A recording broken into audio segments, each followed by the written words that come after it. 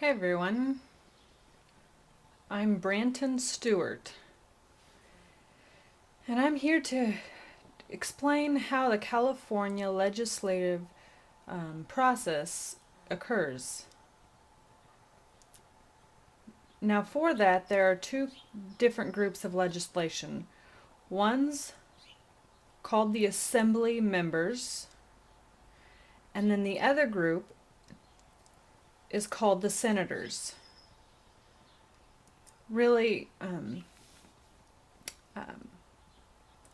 so the Assembly members have 80 members, and the Senate has 40.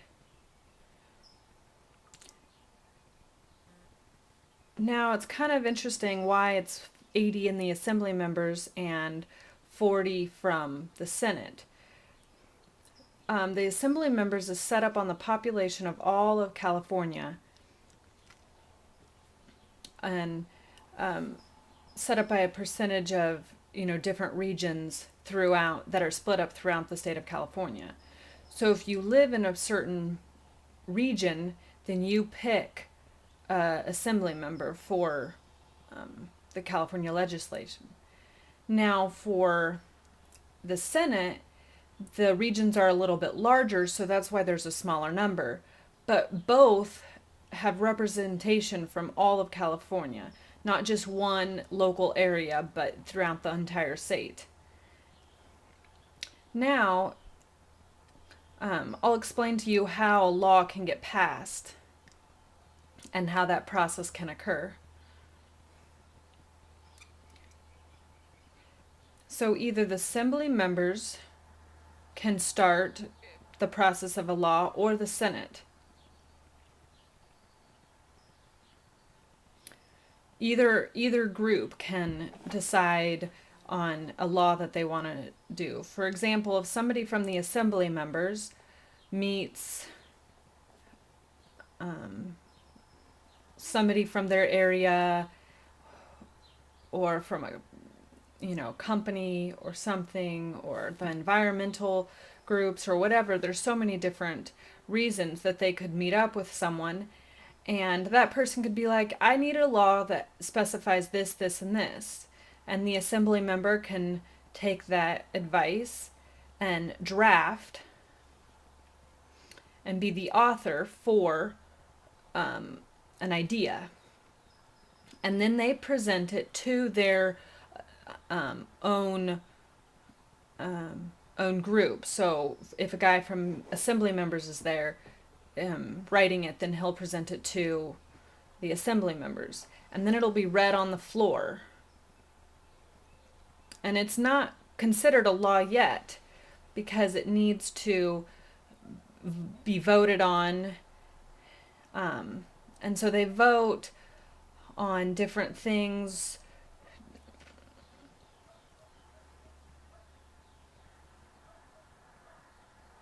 They also send it or refer it to different committees or different smaller groups within the Assembly members. And maybe they all have different opinions and but each group's maybe about 10 to 15 people, and so the specific groups involved in that would discuss it and talk about it, and they're more like the experts.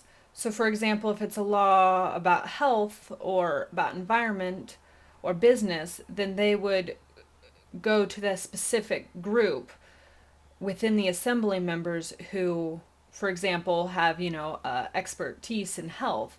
And so they would talk about it, discuss, make adjustments, do amendments. And then when it is done, then they would present it for a hearing. So people can go and there'd be a presentation and they'd explain it. And you can either, have vote for or against. Again, there could be changes, suggestions, amendments. And so once you feel like that whole process is over with, then you need a majority to pass. So let's say if the committee was really 10, then you would need 6 people voting again for it in order for it to pass. But it doesn't mean it's the law yet. It still needs to go to the floor again. And we're still talking about the assembly members because that's where it originated. And they would vote, and they need 41 members for it to pass. Remember, there's 80 people, so that means 41 is the majority. But that still doesn't mean that it's law yet. It needs to go to the Senate, and then the same process would occur, and then they would get split up to a committee, or maybe, for example, a health committee or something. They would make changes, adjustments, amendments. They would have a hearing, and when that was done, if it got passed, it would go back to the origin. So in this case, the assembly members, and those adjustments would be either accepted or declined.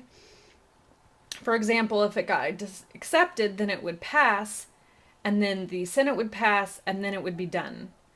But if the assembly members, or also called the House, if they decide, no, it's not quite right, then they would send it back to the Senate, and then they would make a committee, 3 from the assembly members and 3 from the Senate, and they would all get together, make adjustments, agree on everything. And once that is over with, once the 6 people agree, then it would go to the floor of the Senate, and they would agree on those changes that were suggested, and then it would go to the assembly members, and then they would pass it. And then remember, we needed 41 for the assembly members and 21 for the Senate. But remember, it's not law yet, because then it has to go to the governor. And the governor has 3 ways that it can be finished. He can either sign it into law and it'll happen, or he can decide, no, I'm just going to ignore it. I have, a limit on my time, and so I'm not going to do that. Or he could also veto it, meaning he declines it. If the governor declines it, then the legislation committee can override that by 2/3 majority vote. So remember, you have 80 in the assembly members, and then you have 40 in the Senate, and so you need 2/3 of them to veto the governor and make that into law. This same concept and this same idea of setting up bills, happens the same way if it originated in the Senate versus it originating in the assembly members. It works both ways, and that's how laws can come into pass. So once it finishes in both the assembly members and the Senate, then it goes to the governor. January 1st of next year is usually when the laws start going into effect. Sometimes they do go into immediate effect depending on certain things. Now, if there's a majority vote in the assembly members, for example, and there's some budgeting involved in that, like, for example,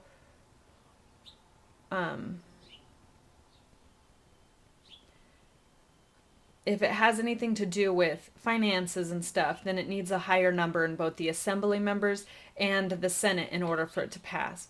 So really, that's the California legislative process.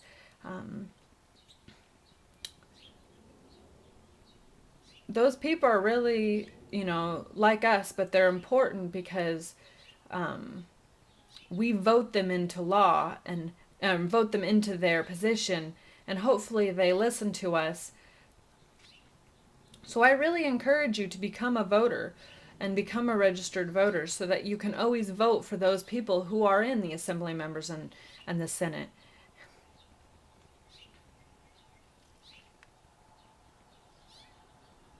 And if you know somebody who's not registered, then, help them figure out the process and get them to be a registered voter, because you need to register in order to vote.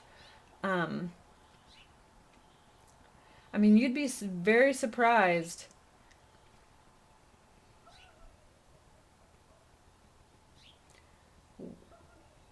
what is the difference of one person speaking out or 1,000 people speaking out. So your voice is very important.